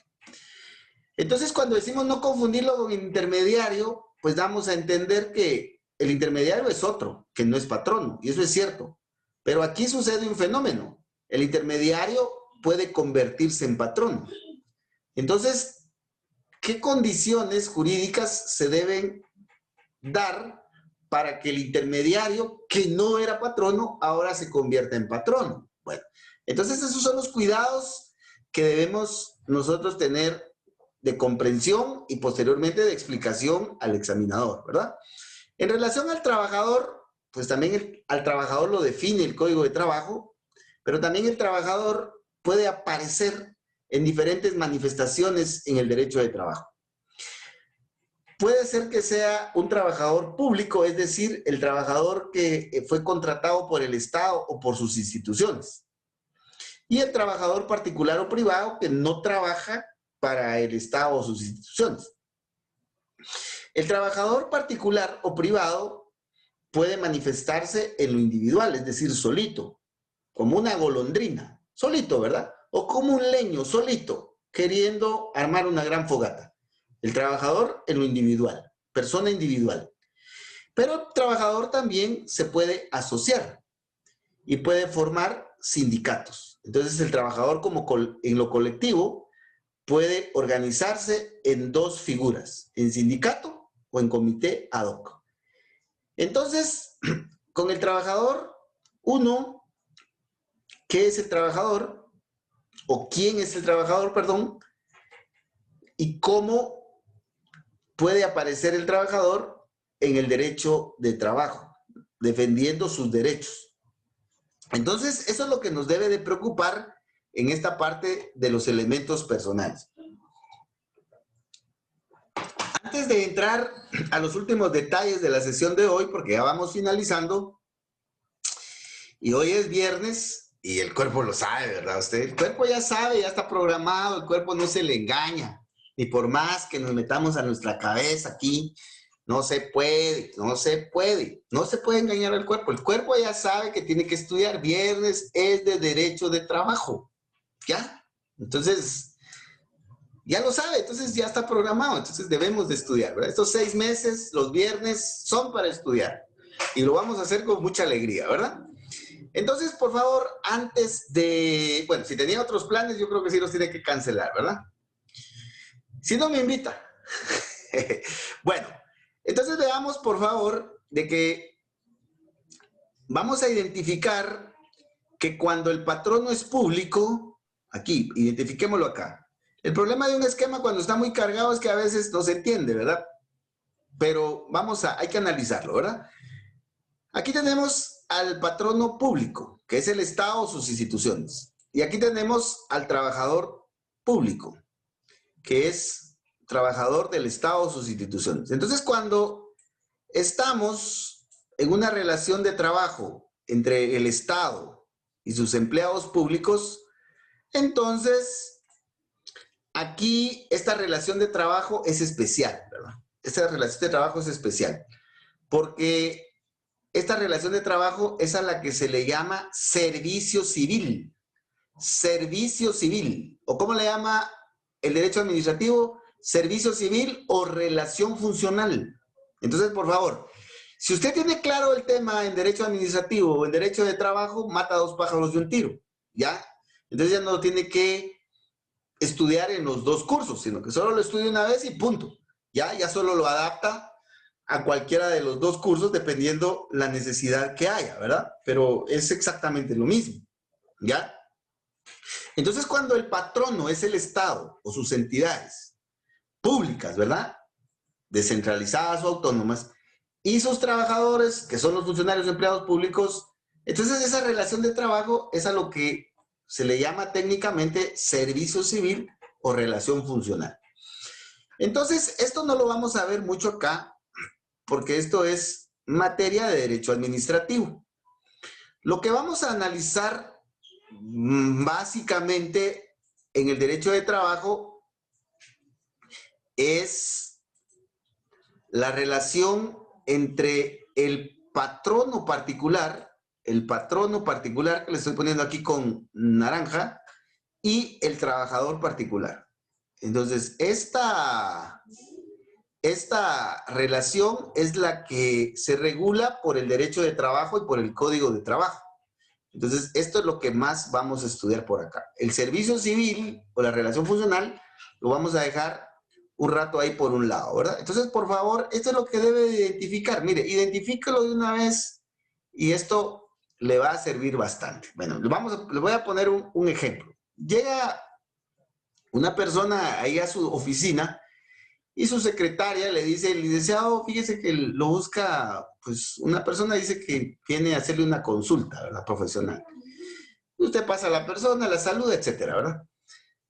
Y usted no sabe qué le va a plantear esa persona, si le va a plantear un problema civil, un notarial, un constitucional, no sabe. Entonces su biblioteca está abierta totalmente, todo su esquema, toda la división del derecho está abierta a las posibilidades. Entonces, cuando el trabajador le dice, fíjese, licenciado, que pues me despidieron del trabajo, y entonces usted rápido encaja eso, este es un problema de derecho de trabajo. Porque el trabajador lo despidió su patrono, este es un problema de derecho de trabajo. Bueno, entonces ya identificó el área, ¿verdad? Derecho de trabajo. Pero ahora, lo otro que debe de identificar, mire usted, ¿y para quién trabajo? Pues fíjese que yo trabajé aquí en Pollo Campero, fíjese que hizo, es un patrono particular. Bueno, entonces si es un patrono particular, entonces estamos en esta relación jurídica que hemos identificado como anaranjado, ¿verdad? Trabajador particular y patrono particular. Entonces, vamos a aplicar el código de trabajo. Entonces, ahí ya vamos orientados a que debemos de invocar el código de trabajo. Pero, ¿qué pasaría si el trabajador le dice, mire, Lick, fíjese que me despidieron del trabajo? Ah, bueno, entonces es derecho de trabajo. ¿Y en dónde? ¿Y quién es su patrono? Pues fíjese que pues trabajaba ahí en gobernación departamental. Ah, el Estado.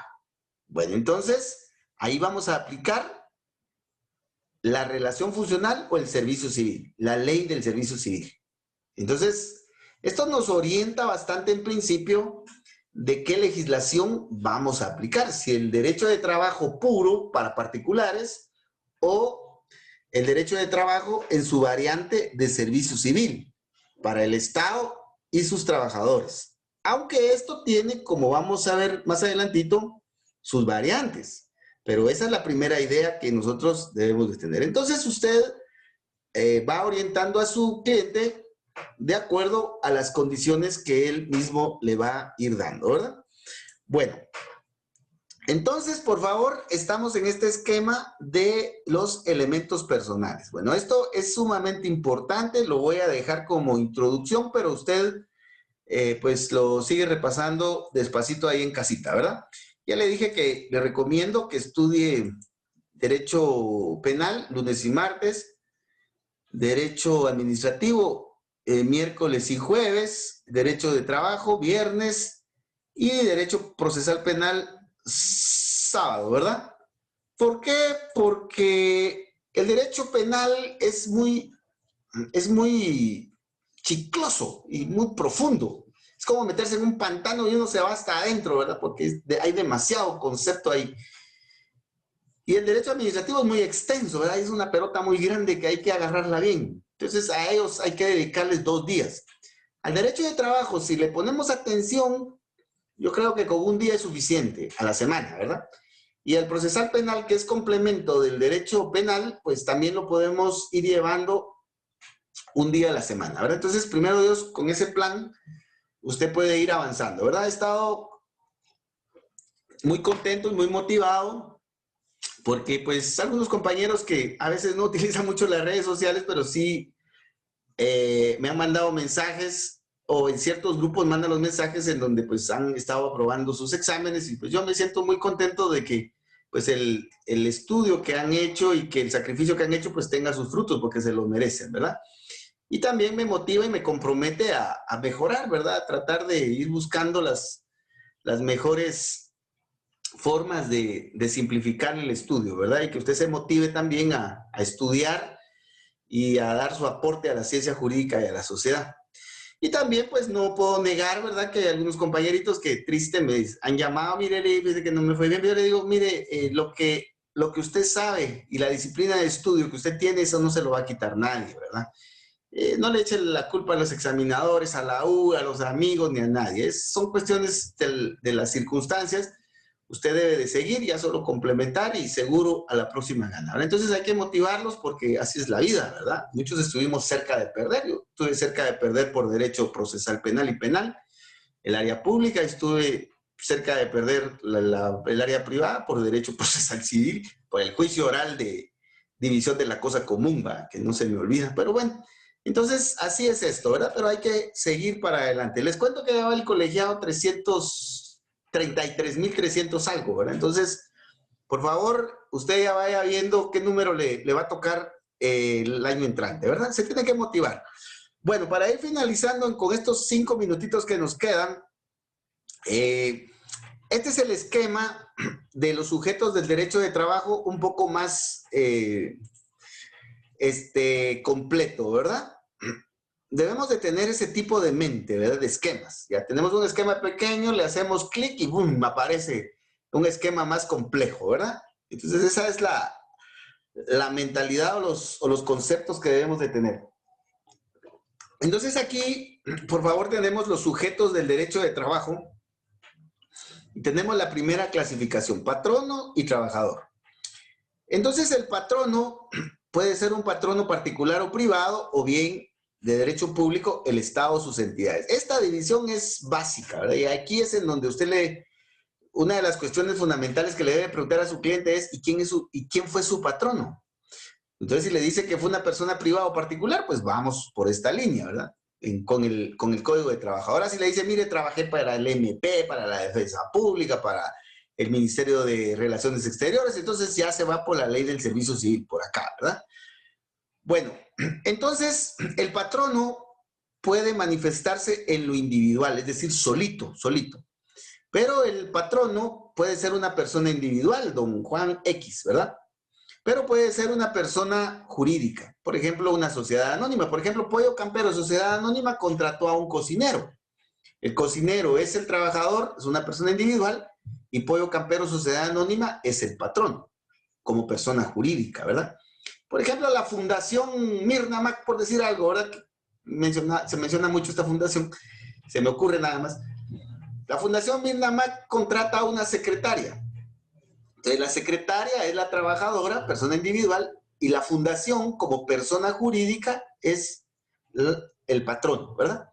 Entonces, el patrono individual puede ser, por ejemplo, la señora que contrata a una empleada doméstica o a un empleado doméstico. Viene la señora, contrata a una empleada doméstica, la empleada doméstica sería la trabajadora y la señora sería el patrono individual como persona individual, ¿verdad? Bueno, entonces, por favor, veamos esto porque debemos de identificar bien cuando estemos asesorando a los trabajadores a quién vamos a demandar, ¿verdad? ¿A quién vamos a demandar? Vamos a ver, por ejemplo, que el patrono se puede asociar en sindicato, ¿ya? El patrono tiene derecho a asociarse en sindicato de patronos. Lo que sucede es de que en Guatemala el patrono normalmente no se asocia en sindicato, sino que utiliza otras formas de organización, como por ejemplo las asociaciones, las filiales, las cámaras. Si no, veamos el CACIF, ¿verdad? No utiliza el sindicato. Yo me imagino que los patronos han de pensar, no, ¿cómo vamos a organizar el sindicato? Eso es para la chusma. No es broma, ¿verdad? Entonces, el patrono tiene derecho, pero no utiliza esta denominación, utiliza otras formas de organización, ¿verdad? Es su derecho, ¿verdad? Bueno, entonces aquí tenemos la manifestación, las manifestaciones del patrono privado, ¿verdad? Ahora veamos al patrono público. El patrono público va a ser el Estado o va a ser cualquiera de sus entidades, descentralizadas o autónomas. El punto concreto acá es que, pues, el Estado es un ente jurídico, ¿verdad? Es una persona jurídica. Y todas las instituciones del Estado, la Universidad de San Carlos de Guatemala, el Comité Olímpico Guatemalteco, el INAF, todas las instituciones del Estado son personas jurídicas. Entonces no vamos a encontrar en el derecho público como patrono a una persona individual, solo al Estado y a sus instituciones como personas jurídicas, ¿ya? Como personas jurídicas. Y también no vamos a encontrar que el Estado o sus entidades pues hayan organizado un sindicato. Realmente es algo que pues habría que estudiar un poquito más, ¿verdad? Pero hasta ahora no hemos visto de que, por ejemplo, el Ministerio de Educación con el Ministerio de Salud y la Universidad de San Carlos y el INAV y el CONAP y 5 patronos hayan organizado un sindicato de patronos del derecho público. Eso es algo muy sui generis. Podría haber discusión si se puede o no se puede hacer, pero yo lo vería que sería inviable, ¿verdad? Porque el Estado no tiene necesidad de organizarse sindicato, ¿verdad? Es mi opinión, así muy también a priori, ¿verdad? Pero eso necesitaría de un poquito más de estudio, de análisis y de discusión, pero en lo que sí podemos concluir es de que no tenemos un patrono individual en el derecho público, ni tampoco tenemos un sindicato de patronos de derecho público, ¿ya? Ahí sí lo podemos concluir hasta ahora, ¿verdad? Bueno, y aquí le llamo la atención sobre que no debemos de confundir el patrono con el representante del patrono o con el intermediario. Ya, esto no lo debemos de confundir, lo vamos a ver despacio la próxima semana. El trabajador, de la misma manera, puede ser particular o privado, puede ser un trabajador. El trabajador particular o privado siempre va a ser una persona individual, siempre va a ser un ser humano. Y ese ser humano se puede presentar solito a firmar el contrato, es un trabajador individual, o bien el trabajador puede asociarse y formar sindicato de trabajadores, ¿ya? Pero el trabajador también se puede asociar en comité ad hoc, o sea que el trabajador tiene dos opciones de organización, sindicato y comité ad hoc. En cambio, el patrono solo tiene el sindicato, ¿verdad? El trabajador del Estado, el funcionario o empleado público, siempre va a ser una persona individual.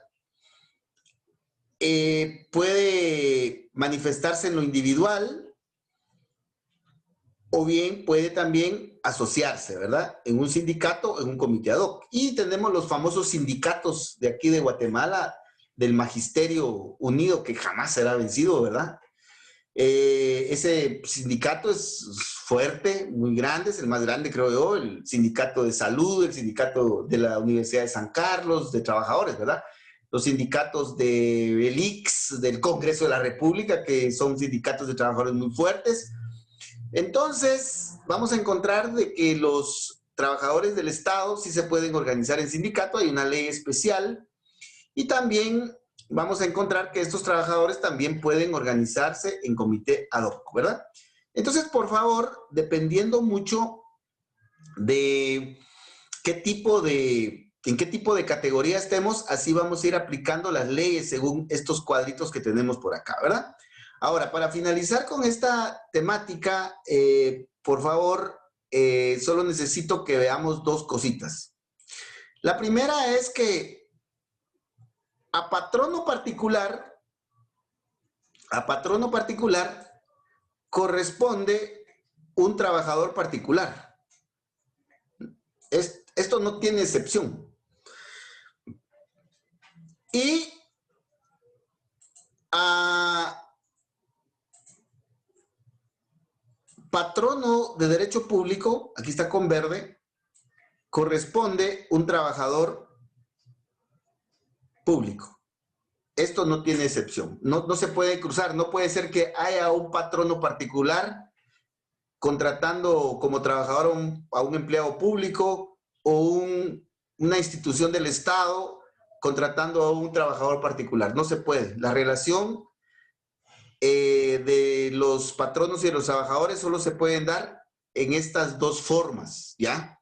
Sería ilegal que, por ejemplo, un ministro se llevara a un trabajador del ministerio y le diga, mire usted, límpieme el jardín. Entonces, eso sería absolutamente ilegal, ¿verdad? Entonces, ahora, si lo contrata por aparte, ya como su trabajador particular, entonces ahí ya es otra cosa, ¿verdad? Porque él sería un trabajador, un patrono particular y él un trabajador particular, pero no lo va a utilizar como empleado público para servicios particulares, ¿verdad? Eso sí no es posible. Entonces, por favor, veamos estas posibilidades y estas relaciones, ¿verdad? Por eso les digo que utilicen los esquemas para que esto les ayude bastante. Entonces, si me hacen el favor de leer del artículo 2 en adelante, por favor, hasta el 17, ahí pues van a encontrar desarrollado todo este esquema que vamos a estudiar la próxima semana con un poquito de más detenimiento porque hay algunos puntos acá con los cuales hay que tener cuidado, ¿verdad? Entonces nos miramos el día de mañana a las 9 de la mañana, si Dios así lo permite, con derecho procesal penal. Feliz noche, compañeritos. Buenas noches. Feliz noche, licenciado.